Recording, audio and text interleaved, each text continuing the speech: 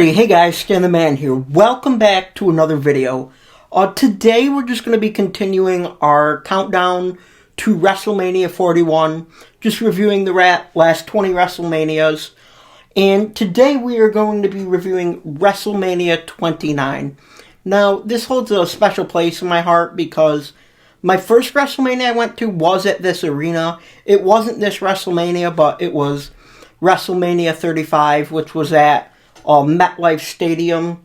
But man, I'll tell you, I sure as hell wish I went to this one. But at that time, it was WrestleMania 29. I was only a fan since like Mania 25, and I was kind of a younger kid, so I didn't really think or could afford going. But yeah, without any further ado, let's get right into this. Now, I guess we'll start with Triple H taking on Brock Lesnar in a no-holds-barred match. This is one of my favorite stories of all time. I mean, probably, just because I'm a super big Triple H fan, he's my favorite wrestler of all time. But the year prior, Brock Lesnar was making all these crazy demands and shit like that. And, Triple H, the COO, they were playing it on screen. Brock Lesnar didn't get what he wanted. He beat the shit out of Triple H, and he broke his arm.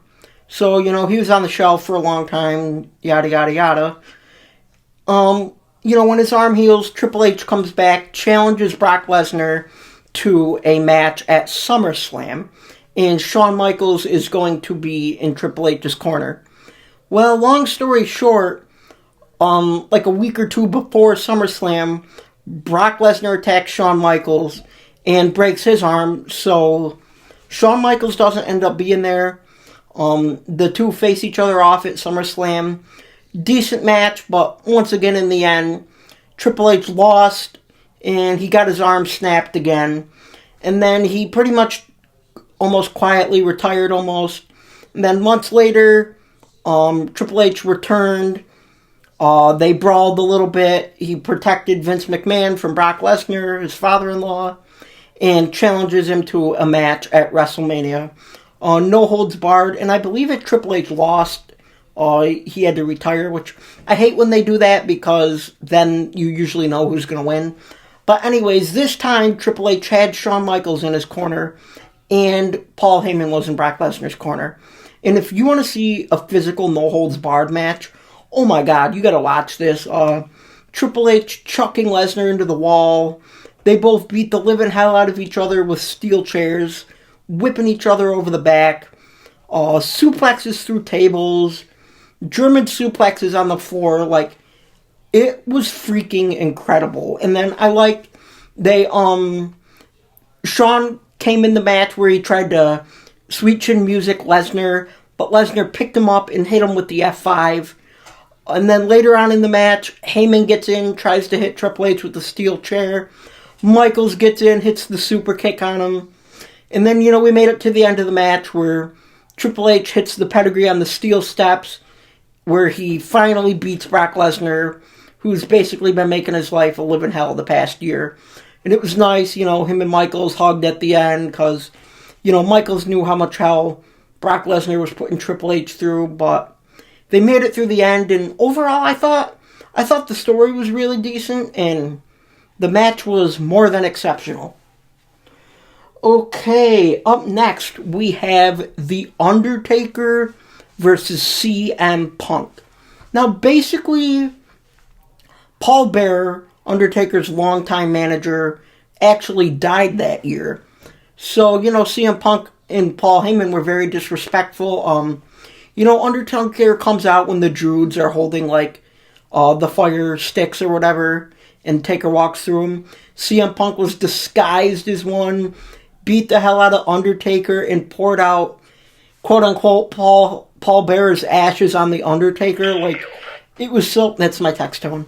It was so rude and disrespectful. It was fantastic. And then, one of the weeks, Paul Heyman dressed up as Paul Bearer. It was crazy. And then, also, you guys know, the urn is the Undertaker's mystical power, gives him his courage, makes him strong. They stole that from him. I remember CM Punk was juggling it backstage and he dropped it.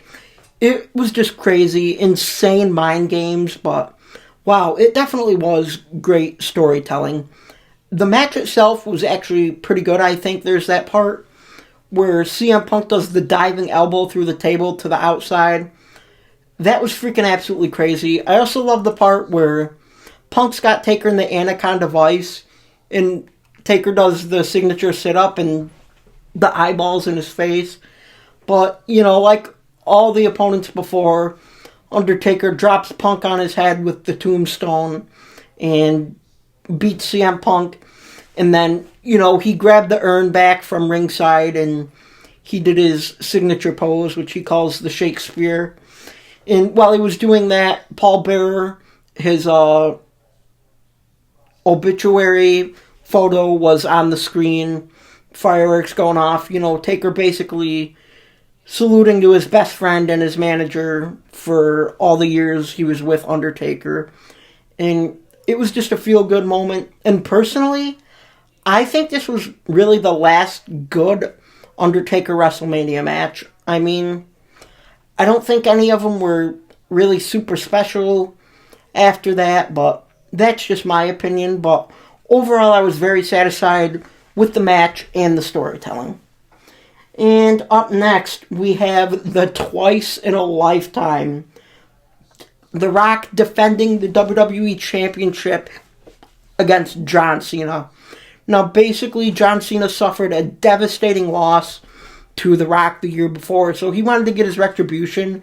Basically, the whole year leading up to WrestleMania was just John Cena going through hell. It was getting his ass kicked by Brock Lesnar, Tenzai, a lot of John Laurinaitis stuff. He publicly was divorced. All the CM Punk, 2012 was a shitty year for John Cena. So he basically said the only way to get my retribution to face the champion at WrestleMania is to win the Royal Rumble. So, of course, Cena wins the Royal Rumble for the second time. And at that same pay-per-view, the Rumble, The Rock defeats CM Punk for the WWE Championship. At that time, CM Punk was the longest holder of the current era, 400-something days, and Rock beat him. So, of course, John Cena got to face the champion. And what made it so much better is John Cena was more desperate this time, where it made it a little bit more entertaining because, The Rock basically said, you think you could beat me, I know I could beat you. So, that really made it good. The match itself was crazy, of course, just like the first one. Very close calls with finishers, with rock bottoms and attitude adjustments. But, in the end, John Cena gets the victory. And this was the main event, the last match.